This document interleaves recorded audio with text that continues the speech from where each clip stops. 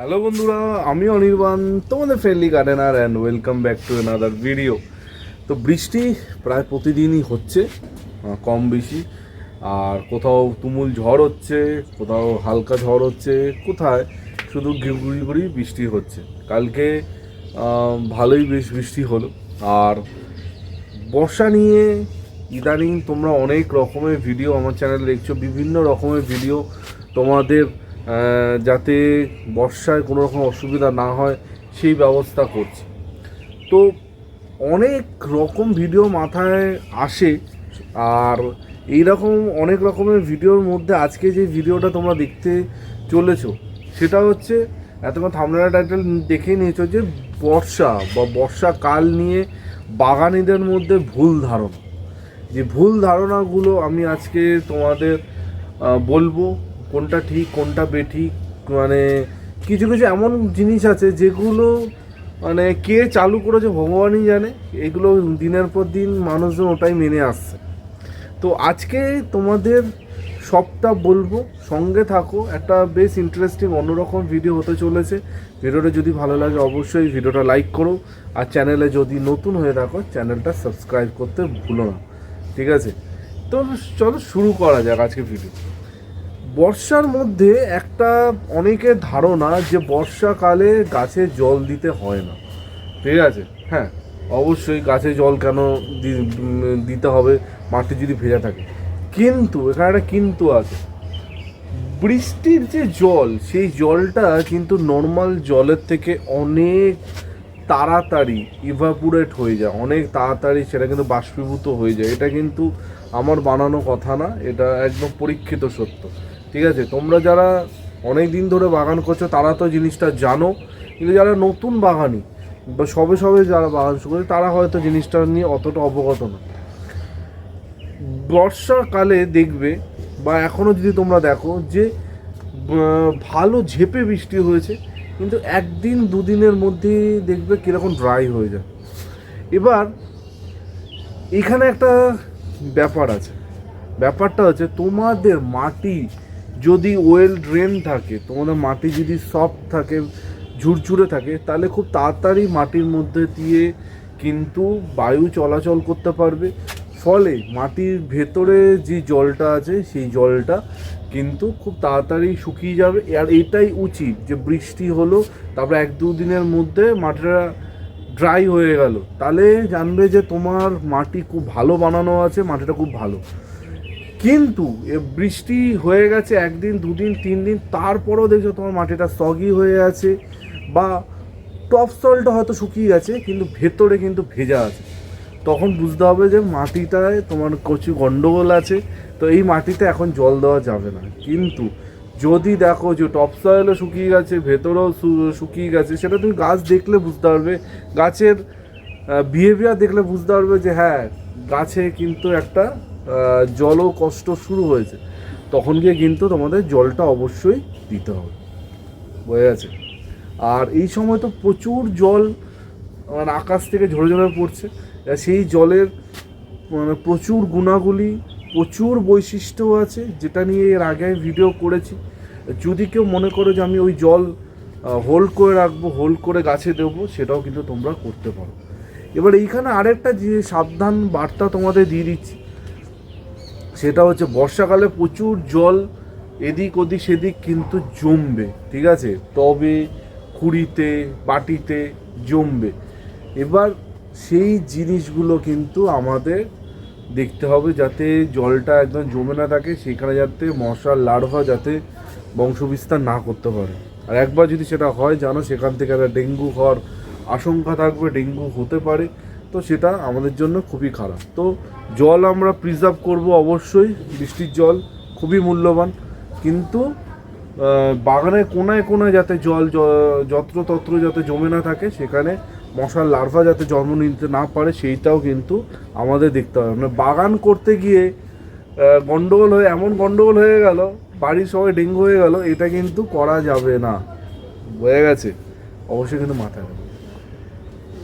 Number 2 point বর্ষা নিয়ে যেটা অনেকের একটা ভুল ধারণা, সেটা হচ্ছে বর্ষায় গাছের ডাল কাটা যায় না, ঠিক আছে, আমি নিজে ব্যক্তিগতভাবে বহুবার বর্ষার মধ্যে গাছের ডাল কেটেছি, গাছগুলো কিন্তু এখনও ফিট অ্যান্ড ফাইনালি সুন্দর আছে। হ্যাঁ, এবার এখানে একটা ক্যাচ আছে। তুমি জবা ডাল কাটো, বেলি জুই ডাল কাটো, কোনো কিচ্ছু হবে না, আমি কথা দিচ্ছি, কোনো কিচ্ছু হবে না। ঠিক আছে, টগর ফুলের ডাল কাটো, কোনো কিচ্ছু হবে না। স্থলপদ্ম ডাল কাটো, কোনো কিচ্ছু হবে না। বর্ষা চলাকালীন ডাল কাটো। এবার তার মানে এইটা না যে তুমি যে কোনো গাছের ডাল কেটে ফেলবে বৃষ্টির মধ্যে, সেটা তোমাদের কোনো অসুবিধা হবে না। তুমি বোগানভেলিয়ার ডাল কাটতেই পারো, ঠিক আছে।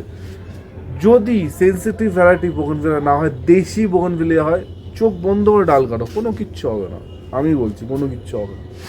এবার তুমি যদি সেন্সিটিভ কোনো ভ্যারাইটি ডাল কাটতে থাকো বা কাটতে যাও, তখন কিন্তু হবে গন্ডগোল। কোন গাছের ডাল আমরা কাটতে পারবো না? যেই গাছের ডাল কাটলে রস বেরোয়, সাদা বা ট্রান্সপারেন্ট রস বা কষ যাকে বলে, বেশি মাত্রায় বেরোয়, সেগুলো কিন্তু আমরা ডাল কাটতে পারবো না। কোনগুলো কাটা যাবে না? যেমন প্লুমেরিয়া, চাপা, যেমন অ্যাডেনিয়াম কাটা যাবে না, ঠিক আছে। যেমন গোলাপ, যদিও গোলাপে ডাল কাটলে কোনো রস বেরোয় না, কিন্তু গোলাপ হচ্ছে একটা হাইলি সেন্সিটিভ গাছ জলের থেকে। মানে ওই কাটিং করা অংশের মধ্যে জল পড়লে সেখান থেকে কিন্তু একটা ফাঙ্গাস প্রবণতা হতে পারে, ফাঙ্গাস সৃষ্টি হতে পারে। তো তোমরা এই ধরনের গাছ বাদ দিয়ে বাকি যাবতীয় গাছ তোমরা কিন্তু ডাল কাটিং করতে পারো। ফলের গাছের ডাল কাটো, কোনো অসুবিধা কিন্তু হবে না। অবশ্যই ডাল কাটার পর যদি তোমাদের মনে হয় যে ডালটা কাটতে হবে, কারণ আমার ভিডিও যারা ফলো করো তাদের তো আমি ফেব্রুয়ারি মাস থেকে ডাল কাটার কথা বলেছিলাম। আজকে বলতে বলতে আজকে জুন মাসের এন্ড, জুলাই মাস জানো অফিসিয়ালি বর্ষা শুরুর মাস। জুলাই, আগস্ট, সেপ্টেম্বর, মানে এখন তো দুর্গা পূজায় বেশি বর্ষা হয়। তো জুলাই পড়ে যাওয়া মানে মানে একদম বর্ষার মুখে চলে এসছে, বর্ষা কিন্তু আসবে, ঠিক আছে। তো জুন মাসে এখনও আমি বলবো তোমাদের কাছে কিছুটা সময় আছে। যদি মনে হয় ডাল কাটবো, রিপোর্ট করতে পারো, কোনো অসুবিধা কিন্তু হবে না, ঠিক আছে। তো ডাল কাটার গল্পটা আমি আশা করছি ক্লিয়ার করে দিলাম। এরপরের একটা বড় মিথ বলতে পারবো, অনেকে এটা বলে বেড়ায়, সেটা হচ্ছে বর্ষার মধ্যে গাছে খাবার দিলে গাছ নষ্ট হয়ে যাবে, গাছ খারাপ হয়ে যাবে। প্রথম কথা হচ্ছে বর্ষা চলাকালীন খুব একটা খাবার দেওয়ার কোনো প্রয়োজন পড়ে না, ঠিক আছে। কারণ আমি তোমাদের আগেই বলেছি, এত পরিমাণে নাইট্রোজেন যুক্ত বৃষ্টির জল গাছের পাতায়, গাছের গোড়ায় পড়বে, তো সেখান থেকে গাছ কিন্তু অটোমেটিক্যালি ডেভেলপমেন্ট করবে, গাছ সবুজ হবে, গাছ সুন্দর হবে, বোঝা গেছে। তো সেই জায়গা থেকে দাঁড়িয়ে গাছের কিন্তু আলাদা করে খাবার দেওয়ার কোনো প্রয়োজন হয় না। এবার শুধু নাইট্রোজেনজনিত খাবারে তো একটা গাছ হতে পারে না শুধু, তাহলে কী হবে? গাছ শুধু তত্তরীয় লম্বা হতে থাকবে আর সবুজ হতে থাকবে। তো সেই জন্য আমরা কি করেছি না, অলরেডি কিন্তু গাছে মিক্স খাবার, গাছে ফলিয়ার স্প্রে সব কিছু করা হয়েছে। করেছো তো? ভিডিও দেখছো তো? যদি আমার ভিডিও দেখে থাকো, যদি ফলো করে থাকো, ডেফিনেটলি তুমি করবে, আমি জানি, আই থিঙ্ক তুমি করেছো।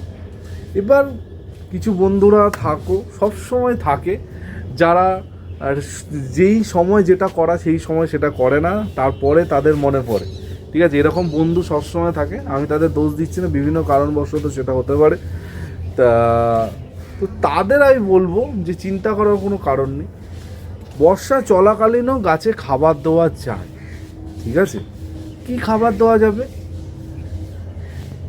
তরল খাবার এমন দেবো যেই খাবারে ফাঙ্গাস লাগার প্রবণতা কম থাকবে, বা উচ্চ শক্তি সম্পন্ন কোনো তরল খাবার আমরা গাছে দেব না। আমরা কি গাছে খাবার দেব না? শস্যের খোলের জল অবশ্যই, তার মধ্যে 1 নম্বর দেব না। সবজি পচা জল অবশ্যই দেব না। তারপর কি, যে কোনো পচা জাতীয় জিনিস, সেটা বাদাম খোল, যদি বাদাম খোল ওভারনাইট ভিজিয়ে গাছে দিতে চাও দিতে পারো, অসুবিধা কিন্তু কিছু হবে না। কিন্তু প্রচুর দিন পচিয়ে সেই খাবারটা আমি গাছে দেবো, ওটা কিন্তু বর্ষার মধ্যে করা যাবে না। কোন খাবার গাছে দিতে পারবো? যে কোনো ব্যালেন্স এনপিকে যত খুশি দাও, যত খুশি দেওয়ার প্রয়োজন হয় না, মানে বললাম, 7 দিন 10 দিন গ্যাপে দাও, দিতে পারো। তারপর কম্পোস্ট টি জানো, এই নিয়ে তো আমার অনেক ভিডিও আছে। কম্পোস্ট টি দিতে পারো। ঘুঁটে ভেজানো জল অনেকে শুনেছি, কিন্তু আমি বলবো ঘুঁটে ভেজানো জলটা অ্যাভয়েড করতে, কারণ ঘুঁটে ভেজানো জল থেকে অনেক সময় একটা ফাঙ্গাসে পরিণত হতে পারে। কম্পোস্ট টি দাও, সিভিড দাও। যদিও হিউমিকটা কোনো রকমের সারের পর্যায়ে পড়ে না, ওটা অন্য জিনিস, কিন্তু হিউমিকের জল দাও, কোনো অসুবিধা কিচ্ছু হবে না। কিন্তু একদমই কিছু দেওয়া যাবে না, দিলেই গাছ নষ্ট হয়ে যাবে, এটা একটা চরম একটা ভুল তথ্য, যেটা হয়তো তোমাদের কাছে এতদিন ধরে ছিল, যেখান থেকে তোমাদের বেরোনো উচিত। বুঝে যে কোনো জিনিস তুমি বর্ষার মধ্যে করতে পারো, তোমাদের গাছে কোনো রকমের সমস্যা, কোনো রকম অসুবিধা হবে না। একটা স্প্রে অবশ্যই বর্ষার মধ্যে এই 10 দিন গ্যাপে স্প্রে করতে পারো, গাছ খুব ভালো থাকবে। সেটা হচ্ছে 13-0-45 বা 0-52-34, দুটোর মধ্যে যে কোনো একটা, খুব ভালো থাকবে গাছ। যদি 10 দিন অন্তর অন্তর গাছে স্প্রে করো না, দেখবে গাছ খুব সুন্দর থাকবে। হয়ে গেছে। এবার লাস্ট বা নট দ্য লিস্ট, সেটা হচ্ছে না রিপোর্টিং।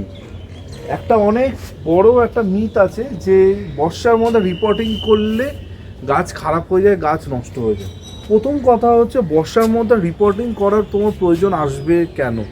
আমি সবসময় বলি যে যা করবে ফেব্রুয়ারি মাস থেকে শুরু করে ফেব্রুয়ারি, মার্চ, এপ্রিল, মে, জুনের মিডিল, এতগুলো মাস, 4-4.5 মাস সময় আছে তোমাদের কাছে, এর মধ্যে করে ফেলো, ঠিক আছে? এবার বর্ষার মধ্যে কাদের রিপোর্টিং করার প্রয়োজন পড়বে? যাদের টপ ভেঙে গেছে, যাদের গাছ উপড়ে গেছে, সেই সব বন্ধুদের গাছ রিপোর্টিং করার কথা মনে পড়বে, মানে দরকার পড়ে তোমাদের। আমি কিছুদিন আগে দেখেছিলাম যে বৃষ্টি চলাকালীন আমার গাছ উপড়ে গেছিলো, আমি কিন্তু বৃষ্টির মধ্যে গাছটাকে রিপোর্ট করেছি, গাছটা কিন্তু ধরে গেছে, গাছটা সুন্দর আছে। এবার যদি কারণ এইরকম কন্ডিশন হয় যে টপ ভেঙে গেছে, গাছ উপড়ে গেছে, আমরা কী করবো? জাস্ট মানে রুট বলটা ধরবো, ধরে একটা নতুন পটে বসিয়ে ওপর থেকে কিছুটা মাটিতে চেপতো, দ্যাটস ইট, হয়ে গেল।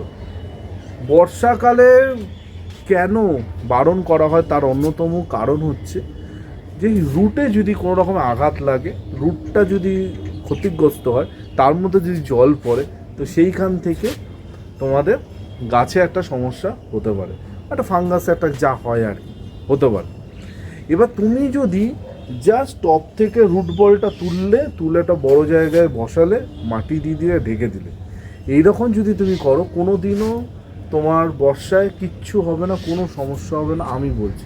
কারণ আমার বহুবার টপ ভেঙেছে বর্ষার মধ্যে, উল্টে গেছে, আমি করেছি, আমার কোনো গাছে কোনো রকম সমস্যা কিন্তু হয়নি। মানে করলেই যে গাছ নষ্ট হয়ে যাবে, এটা কিন্তু একদম মানে ভুল তথ্য। আই থিঙ্ক জিনিসটাকে রেকটিফাই করে নেওয়া দরকার, ঠিক আছে? তো মোটামুটি এই 4টে পয়েন্ট, যেটা একদম মানে অনেকের কাছে হয়তো ভুলভাল তথ্য ছিল, ঠিক আছে? ভুলভাল তথ্য বলবো না, মানে তারা হয়তো সঠিকটা জানতে না। তা আশা করছি তোমরা আজকের আমার ভিডিওর বার্তাগুলো যদি মন দিয়ে শোনো, সঠিকটা জেনে গেলে সঠিকভাবে গাছ করবে। আর যদি প্রথম থেকে গাছের পরিচর্যা করে আসো, মানে সেই ফেব্রুয়ারি মাসে যখন থেকে আমি শুরু করেছিলাম গাছের পরিচর্যা করা, তাহলে কিন্তু তোমাদের এত কিছু করতে, এত টেনশন নিতে হবে না। এই কথাগুলো, আজকের কথাগুলো বেশি তাদের জন্য বললাম যারা একটুখানি ফাঁকি দিয়েছো, তাদের জন্য। কারণ তারা এই লাস্ট মোমেন্টে খুব তাড়াহুড়ো করছো, ঠিক আছে? এই খাওয়া দাওয়া নিয়ে, এই সার দেওয়া নিয়ে অনির্বাণ, এই গাছে ডাল কাটা নিয়ে অনির্বাণ, এখন কাটবো তখন, এরকম ব্যাপার যাদের চলছে। আজকে ভিডিওটা আরেকটু তাদের জন্য ছিল, যাতে তোমাদের কোনো রকম অসুবিধা না হয়। তারপর তো অনির্বাণ আছে, যে কোনো রকম সমস্যা হলে আমার সাথে যোগাযোগ করো। আমার ফোন নাম্বার 9433901397। সকাল 10টা থেকে রাত 8টা অবধি আমার ফোন অন থাকে। যদি কারোর প্রয়োজন মনে হয় যে অনির্বাণের সাথে কিছু কথা বললে ভালো হয়, অবশ্যই কথা বলতে পারো, কোনো অসুবিধা নেই, ঠিক আছে? আমি সবসময় আছি। হ্যাঁ, যদি আমাকে ফোনে না পাও, সবাইকে বলবো একটা করে হোয়াটসঅ্যাপ মেসেজ করে রাখতে, ডেফিনেটলি তোমাদের সাথে যোগাযোগ করবো, ঠিক আছে? এরপরে যদি তোমাদের মনে কোনো রকমের কিছু আসে, অবশ্যই আমাকে কমেন্ট করতে পারো, ডেফিনেটলি তার উত্তর দেওয়ার চেষ্টা করব আমার মতো করে। কালকে দেখা হচ্ছে একটা নতুন ভিডিওর সাথে। টিল দেন সবাই ভালো থেকো, আর সুবিধা দেবো ততক্ষণের জন্য। Bye bye.